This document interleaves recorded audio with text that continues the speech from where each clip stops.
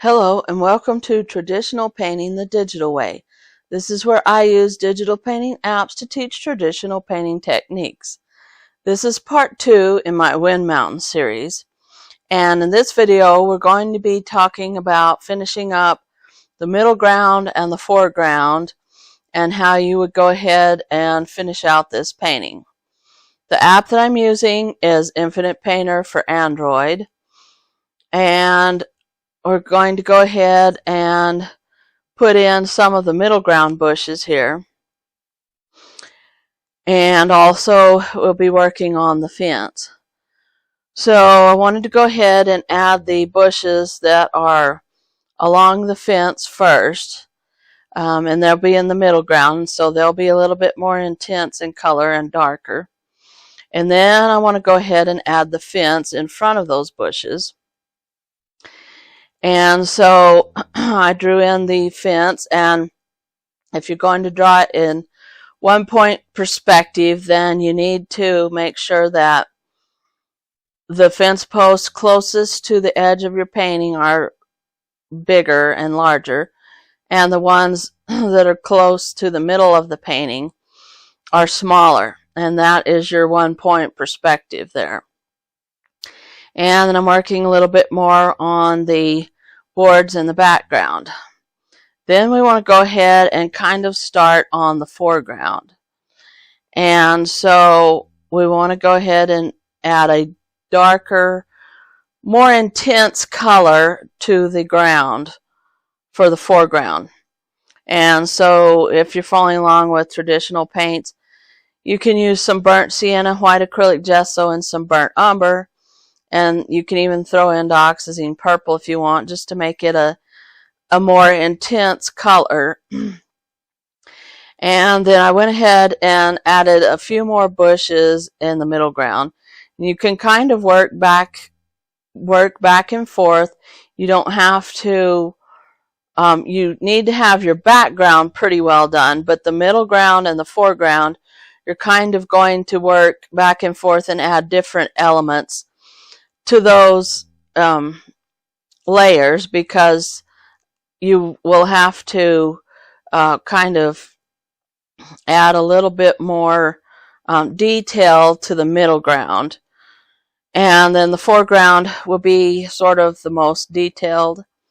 And so here I'm just adding more greasewood bushes in here, and I'm using the Pollock brush. And if you're following along traditionally, you can use your bristle brush, and you just want something that will give you sort of a rough edge, a rough fuzzy edge, and it kind of gives you the indication of those little leaves. And these little greasewood or creosote bushes have little sticky leaves on them, and if you actually rub those leaves on your fingers, you get kind of a greasy feeling, and I think that's why they call them greasewood bushes. And so here I'm just kind of working a little bit more on the fence, making the post a little bit thicker, and you want kind of a dark gray color for that, and you can use burnt umber, burnt sienna, and ultramarine blue, and some white, just to give it kind of a dark gray color. And then you want to add a little bit of a lighter gray color, add some more white to that mixture if you're working with acrylics or oils or something. And you want to highlight the boards just a little bit to see that they're catching the overhead sun. And this was probably about noon when I took this picture, so the light is kind of almost directly overhead. It's pretty high on the sky there, but it's sort of to the left probably, but pretty close to the middle of the sky. And then for the foreground, you want to add these big posts in the front. And so I'm trying to add in some of the bigger bushes too. The bushes are going to be bigger, and they're going to be more of an intense green color. They're going to be a little bit darker and more of an olive green color, and you would use hooker's green with yellow ochre to kind of get that look. And so I'm adding those to the bottom of the posts, and that also settles your posts down and makes them look like they're stuck into the ground and they're not floating or just sitting on top of the ground there. And so then I wanted to add some old rusty wire across the top there and between the posts. And since this is an old corral, the wire is not in real good shape, so you can make it look all bent and even broken in places. And so I've added that, and I've broken it up so that it looks like it's behind some of the greasewood bushes there and behind some of the old posts as well. And then I wanted to add a little bit of some twigs to the greasewood bushes. That just gives it some more detail. And things in the foreground are going to be more detailed now than they were in the background and the middle ground. And so here I'm adding some indications of rocks half buried in the dirt. And you can use a little bit of a lighter color there and just kind of smudge them in. They don't have to be real detailed, but you just kind of want the look of the top of some rocks sticking out of dirt there.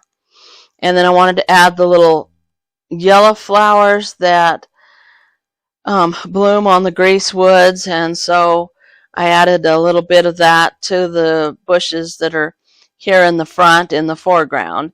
And I also added a little bit of some white because this is another kind of a bush that grows out there, and so I wanted to go ahead and add a little white to some of the bushes next to the greasewoods. And then I wanted to go ahead and work a little bit more on the middle ground again and go back. I went back to it and darkened the corrals just to make them show up a little bit better. We don't want them as intense as the posts in the foreground because then they wouldn't show up so much and it wouldn't show the depth. This is all about depth. The background, middle ground, foreground, all of these things create depth to your painting. And that's what we want. We want it to have the three-dimensional depth look. So if everything is all the same intensity and color, it won't show up. It'll just look flat. So this is what we're trying to accomplish by using these three layers. And so here I'm just kind of working a little bit more on the posts and trying to add a little bit of some highlight to the foreground posts.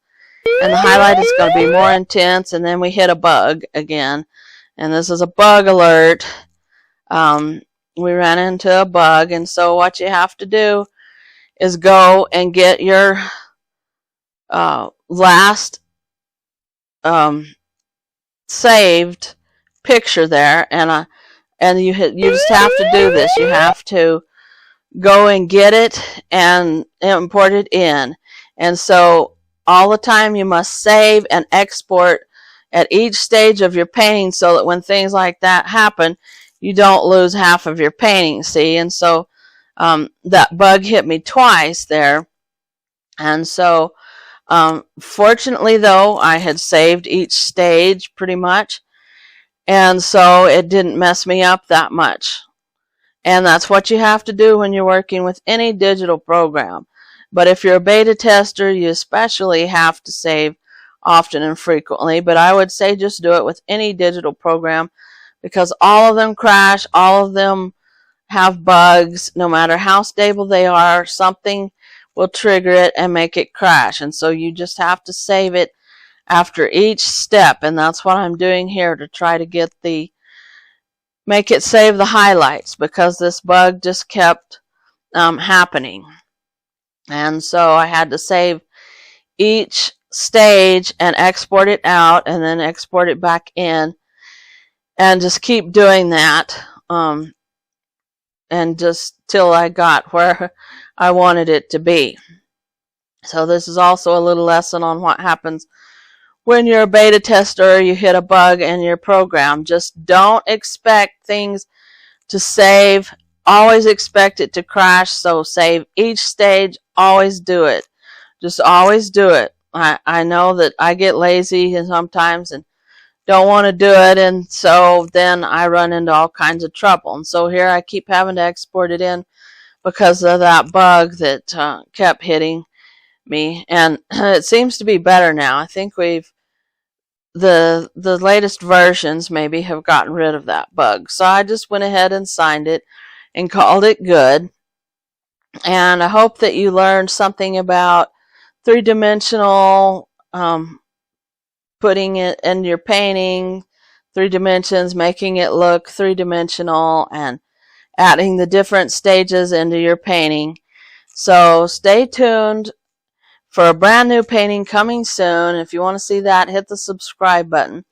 Thanks everybody for watching. Thank you so much for your support.